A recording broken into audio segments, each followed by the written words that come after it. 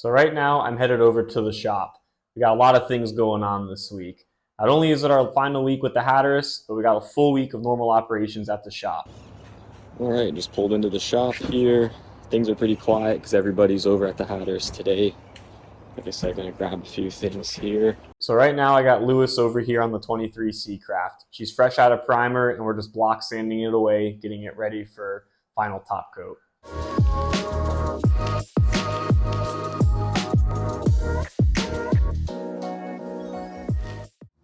So we got a special client of ours, Mark the Shark. A lot of you are probably familiar with him. He's a big YouTube guy, but anyway, got his son's boat in here now for a fuel tank, basically.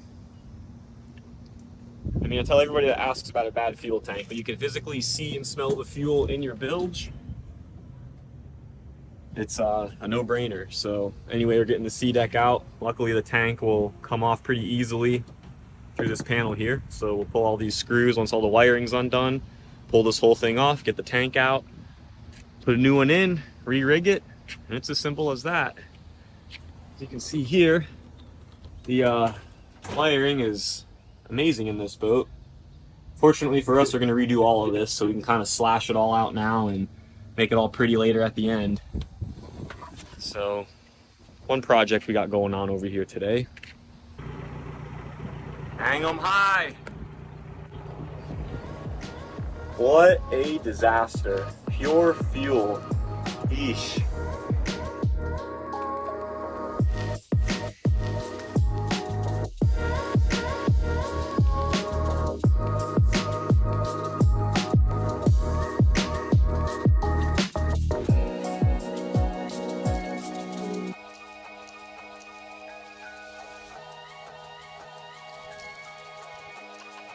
The suppression, the use of marijuana.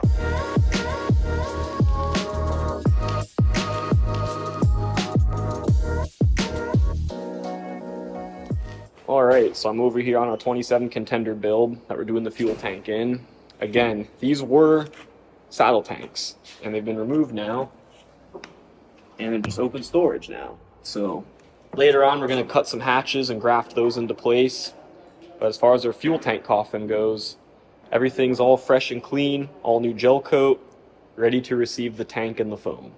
So that's what's gonna be coming up next on this one.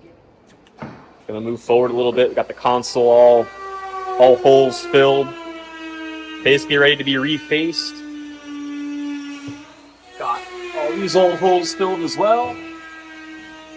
So gonna get this fuel tank in, the panel back on, blast in of course, and get our hatches in. Over here on the 21 contender build, getting this thing squared up for the floor.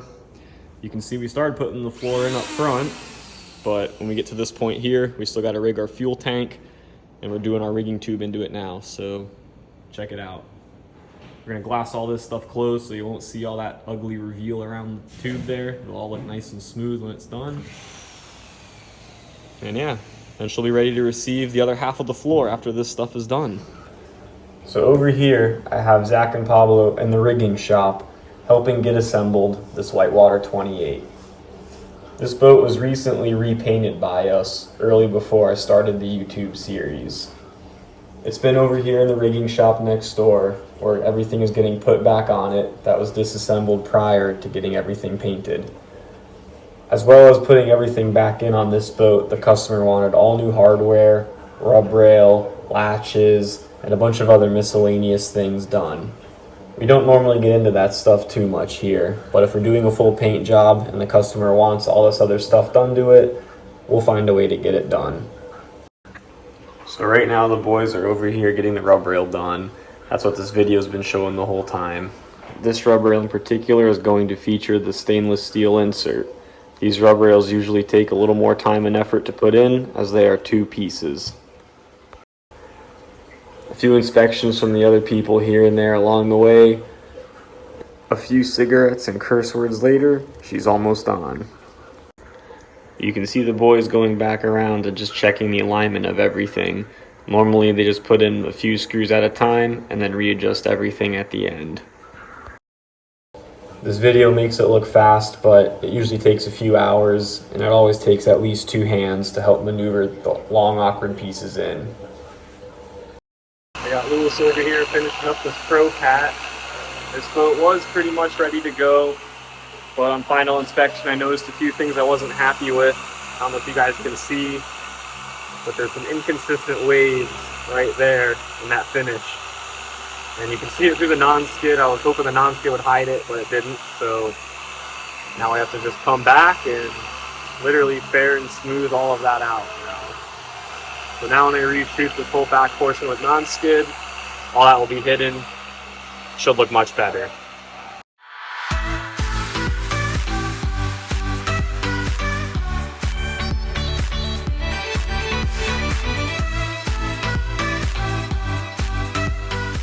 Alright, so we just shot that non-skid. Looking a lot better today. You can kind of see some color sheen where it's still thinning out. Obviously it's a little thicker on those edges there, but definitely a big difference from yesterday. So looking a lot better. Gonna pull all this tape off tomorrow, give her the final wash down, and this one is headed out. Got the 26 Mako coming together. Console's gonna fit over all these rig tubes here. And then got the whole fuel tank panel gonna get glassed down. Got plumbing run for the live well leaning post. Everything is cut into the foam. Gonna re-pour the foam, build the floor back over here. Glass everything down in place, and this boat will be ready for paint coming up. All right, guys, now that we got Crockett's boat all cleaned off, got the console out of here, time to do some investigation. As you can see, major fuel tank leak. This whole fuel coffin is just full of fuel.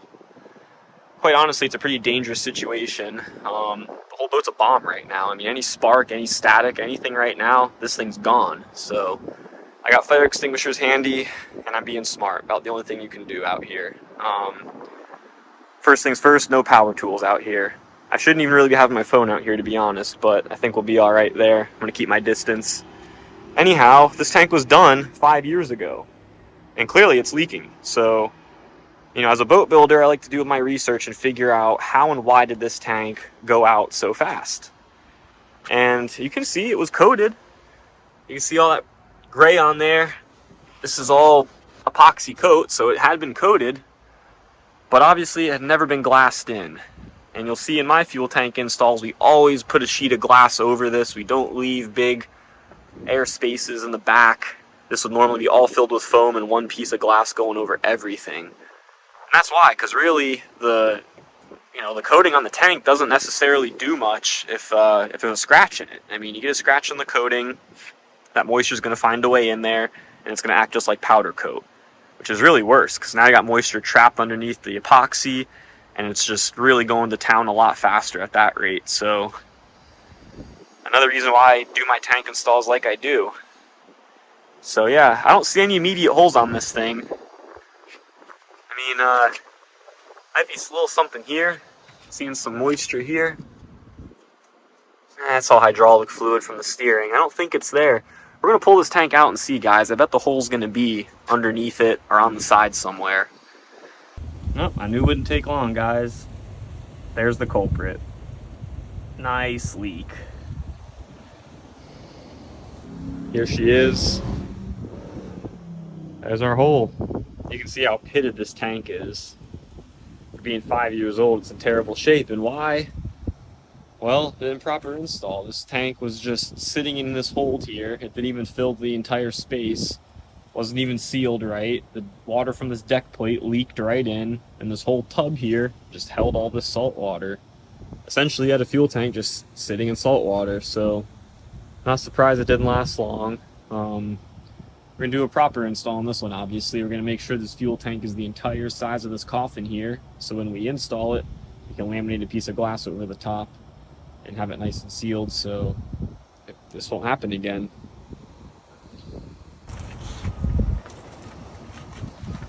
Free gas days. Recycling everything, it's gotta go somewhere. Now it's time to come out here, just measure up this tank here. We'll leave this thing right here at the curb, and tomorrow it will be gone by the scrappers. So again, recycling at its finest here. I'm gonna send these dimensions off to my welder. He's gonna start building a new tank. New tank on this one's gonna contain this entire space here. Unlike the last one, we're only filled 3/4 of it. So we're gonna fill all this up here with new fuel tank. It'll be a lot better of an install. So as you can see, guys, we do all the fuel tank work outdoors. I mean, it is a very messy job. It's a dangerous job too. I mean, you definitely gotta have airflow all around. No better environment than just outdoors with a good breeze blowing. Get all these fumes and shit out of here. Try to be as clean as possible, obviously. Fuel's gonna spill. It's inevitable, you know? That's why nobody wants to deal with this shit, because it's very messy, and when fuel starts spilling, shit gets dangerous. So essentially, if you look around, there are no power cords, cables, no power tools. Other than having my phone in my hand to record, I don't even have electronics around. So try to minimize any, you know, stray sparks, stuff like that. But other than that, yeah, it's just dangerous work. And I don't really care. I mean, it's money. People need this job done. It's a big service. It's a big thing in marine world. I mean, tanks are going bad in these boats left and right. And those people just completely throw the boat away or total it. And realistically, it's not that bad of a job. And we got Zach and Pablo over here still buttoning up the whitewater.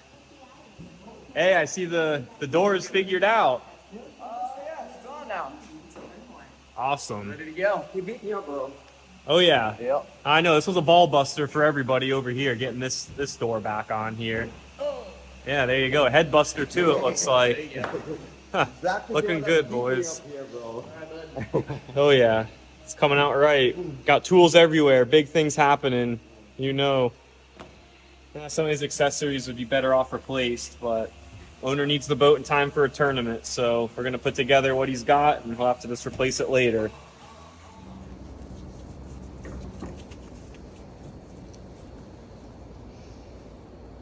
Like a puzzle. I got a puzzle through. One more I got, I just go no. I think they will sufficiently hose to hook on to this. Yes, sir. Looking good. And that's it. That's all we got for the day. Another morning here in South Florida. On the way over to the shop now. About to embark on that 95 mission. A little bit of construction going on this morning. Ain't nothing new. It's literally every street down here. I tell y'all what, nothing really sets your day off on the wrong foot like forgetting your glasses. Probably just left them at the shop, had a lot going on. We were there late, just putting shit away and everything. So hey, now I get to drive and hardly see. Our plan today is pretty much that of madness, you know, nothing short of it. Why? We got a ton of little tasks to do on a wide variety of boats today. You know, things like hooking up fuel lines, running rig tubes, completing the second half of the floor, installing the first half of the floor, throwing a tank in. I mean, a bunch of little pieces to all these builds that are kind of just wrapping everything up. You know, essentially, we got a lot of boats in the shop right now that are all, I call them post floor, right? Like, we got a lot of stuff going on with those boats that we got to do before the floor goes on. So I think we got like 4 boats right now, or that's the case. Plus we got 2 other ones where we're just doing fuel tank installs. We got Mark's boat all taken care of. Dimensions are with the welder. That one's essentially going to sit until we have a new tank for that. Got a little bit of work to do on the console, so we can maybe do that. But either way, it just, you know, makes more sense to kind of, when the boat's back and we're going to be, you know, hauling ass on it, doing a lot of work, putting a lot of labor into it, just do everything then, you know, then you can actually catch a check for the labor and get something for your time on it. Just makes a lot more sense business-wise to work like that. So, you know, I'm sure at some point we'll get a little more into business operations and all that in these later videos, but for now, you know, essentially our operation. Probably the biggest, most exciting news of all this week is we're done with the Hatteras. We're wrapping it up. You know, 3 years of work and 2 years on the hard commencing, you know. Didn't get as much done as I wanted to on the hard, but you got to cut the cord at some point. That place is ridiculously expensive and it's just sucking us dry on everything. We've been running like that for about a year now, and it's beating me up personally. I'm over it, you know. It's time to cut the cord, finish up the work at the house. The rest of the boat looks beautiful. It can float safe, it can run safe. We just got to get the motors tweaked a little bit at the dock, which obviously will be later episodes. So pretty excited about that. Not a whole lot we have to do anymore. I mean, it's pretty much wrapped up. We just got to mess with the exhausts a little bit. So, you know, I'm still debating now if we're going to go and try to mess with that at all today or a remainder. You know, today's Thursday, so will we do it today, tomorrow? Maybe we'll do it this weekend. We'll see. Back in the Mako here, we got all our plumbing ran, got all the fiberglass put back. You can see now with our tracing where the live well leaning post is going to sit. Got all the plumbing that comes through. Got our separate splash guard here so we can run some wires back to the leaning post. So, getting those glass down. Consoles in place, getting glassed in from the inside. You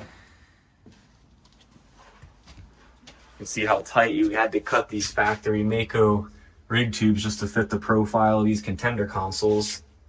They do fit, but very precisely. Become very tight, but all doable. Definitely opens up some room. You can see the profile of the original console there. Practically any space to even walk past, so definitely opens it up a lot putting these contender style consoles in. That's why they're so preferred. And obviously these are actually closed up originally, so now it's all opened up. He's got storage in there again. It's got storage here in this live well as well. All these soft spots have been eliminated. In fact, it was easier just to replace the whole piece of floor than it was to try to save the wood and recore it. So that's basically what went on back here. This whole piece here was recored, so that's got all new PVC core underneath it, nice and solid. So looking good. She's almost ready for paint.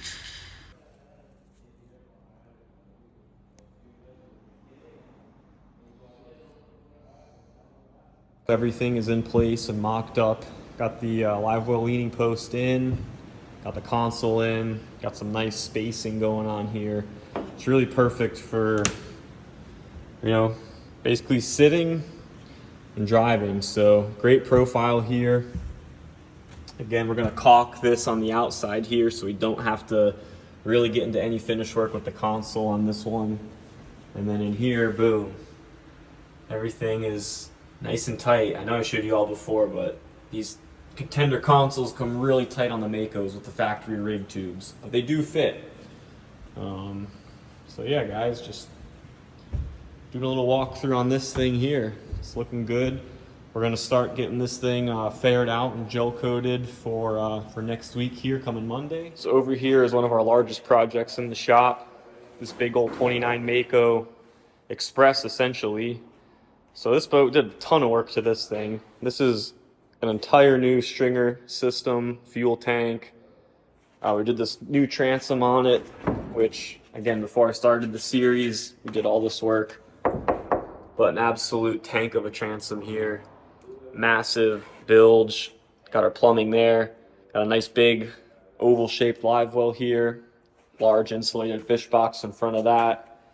Massive 300-gallon fuel tank. All, again, foamed in and epoxy coated in. You guys can just see in comparison to Mark's tank how much different this install style looks. I mean, water could literally come on top of this whole thing. It's never going to find a way to actually get into the tank. Up here, we're installing the water tank, so you can kind of see a little more how this process is done. This tank has been epoxy coated, and here's the surrounding foam that's been poured all around it. This is all just dust. It's all been leveled off, so we can come in here now and lay one sheet of glass over everything. And that's what we're about to do. We're going to do that, then plumb it, and then we can put this first section of floor piece in that goes right in this region right here. So, got the boys doing that today. You can see if we can get that floor on by the end of the day. Hop over here to the tuna taxi. Had a little more work with this thing than we anticipated. We had to completely rebuild these floor panels here. The wood in these things was completely shot and rotten, so we had to just rebuild them from scratch. So, again, another ideal fuel tank install to show off for you guys. Got fresh rig tubes in here. Again, this tank was done by Welding World. And just beautiful work. I mean, the tank's already coal tarred. Obviously, you have the epoxy over it. The dual hose clamps on everything. Everything grounded and bonded. And your wires. So, the center panel is ready to go on. Again, once that panel goes on, we're going to glass it. Again, we got all new rig hoses here. So she's ready to go back together. All right, we got our fuel tank in on the contender over here. She fits like a glove. Like planned, we got rid of this whole drop down coffin and got rid of the water tank to fit in this massive 250 gallon fuel tank here. Another one from Sunshine Marine, or actually not Sunshine, Welding World, my bad. They both do a very similar product, both very good. So this one's ready to get foamed in and glassed over. Got the 25 CV over here, all stripped down, ready for paint. Previously had bottom paint, now it's all stripped down to raw gel coat. Gonna receive some new gel coat. Gonna match this blue color here for the bottom. Basically gonna repaint the sides of the same color as well, with the boot striping. She's all ready to go. You can see over here actually, got a few stress marks. Any stress mark on these whole sides, you gotta grind them out. If you don't, it's gonna show back up in the paint. We've lived and learned on that one, let me tell you. Insides are primed. So the inside here, about ready for top coat. Got all the panels and hatches out separately. He's going with the same open transom style. Gonna see what's going on over here at the rigging. I don't know why. He always locks the freaking door over here. Like he doesn't want people to find him or something. I don't know. Oh, vacuum's running. Shit's going on.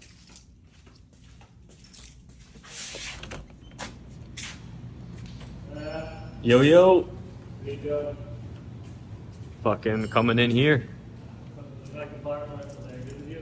Yeah. Oh yeah, some fun stuff going on up here. You guys figure out what's gonna go on here with the scuppers now that it's glassed? Previously they went through the side of the boat and out, and obviously we've had to drill this hole to put these scuppers in. Problem is the scuppers do not recess. You can see there's about a 1/8 inch lip there. Customer does not want the lip, so now we have to recess that into the fiberglass. Problem there, the fiberglass is so thin you can't recess into it, so we've had to come in there and build it up. Now we should be good to cut our recess and mount everything. On the underside, Greg's over here drilling for the through-hole fittings. Got those guys going in there. So, yep, another piece of the equation. This is when it sucks having a tight shop. You got to maneuver these massive floor panels in. Trying to get this guy up here so we can start fitting that forward floor piece in. So here she comes. Hey, surfing. Yes, sir. Leave it right here. On top of it. Okay, right. Put the edge them. Don't put the edge them. You're not going to. This 4-piece now, everything comes in standard 4x8 sheets, so 2 of those together basically gives us an 8x8 section. Big enough to do what we need up there, but obviously it's too big, so you know, any bit you can trim off of this to save a few pounds, gonna make our lives a lot easier. Probably gonna be putting this thing in and out a few times before she's set right, so time to get it. Sunshine, blue skies.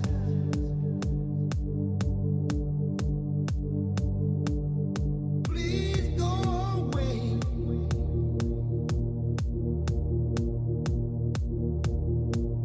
A girl has found another.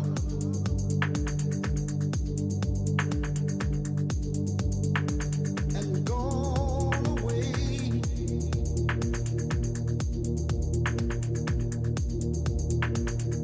With her, with my All right, so here's the finished product. We got the hole. I don't know if you can see, it's beveled, but essentially now you seat him in, it's now flush. Now, of course, I'll have to clean this up as far as the functionality and getting it down low and getting it solid to where you got some meat to screw into. Mission accomplished. Oh man, this blue gel coat came out amazing. Such a pretty, vibrant color too on a boat. It's a little tight back here. Can't see much with the lighting, but man, it really pops. Sick color. We're actually gonna do the same blue on this boat here in place of this bottom paint, so see if the other side. Yeah, you can see a little better on this side with some light. Just how bright it is. Beautiful color, I love it.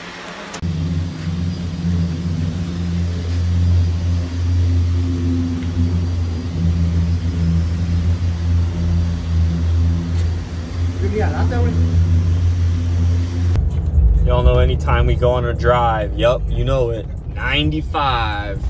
Really can't go anywhere with my current shop location without having to get on frickin' 95, so we'll see what we're in for today, this afternoon. I pick my times wisely. Usually if you're making commutes, it's 12, almost 1 now. I mean, if you're making your commute between 10 to about 2 o'clock, you're good. Any other time after 2, any time before 10, you're not good. So, little rule of thumb for commuting down here. Got all hands on deck here at the Hatteras right now. Got Zach on glass assistant here. Got Mike in here just glassing up right now. Over there, we got Pablo also glassing up.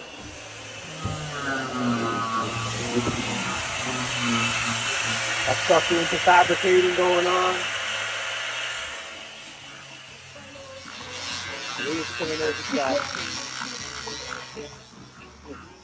A lot of shit going on at once out here. Trying to get the steering finalized and adjusted. As well as all these exhausts.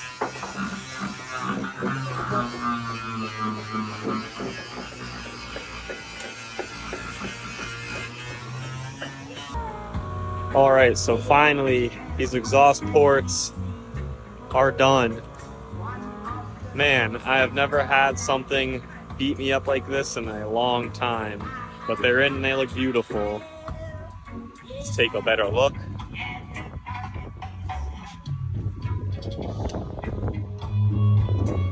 So you can see all the reducers and everything from 10-inch to 8-inch. It's actually 8-inch out of the motor, 10-inch here to the tip for aesthetics, obviously.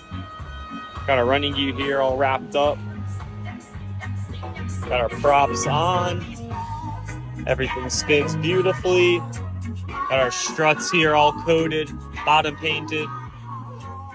We're gonna be putting prop speed on the shaft, props, and rudders. So that will be next. Probably do that tomorrow. But overall, it's looking really good. It's wrapping up. I think we're good for Monday still here, folks. The exhaust was the big push, and we got it done. Now we're just painting it, trying to make it look pretty. That's all we got for episode 2 for now. If you like the content we got, be sure to like and subscribe. We got a lot more of this content coming up. We're going to keep it coming. So if you like boats, like restoration, or just like watching people work on random stuff, give us a follow and be sure to subscribe.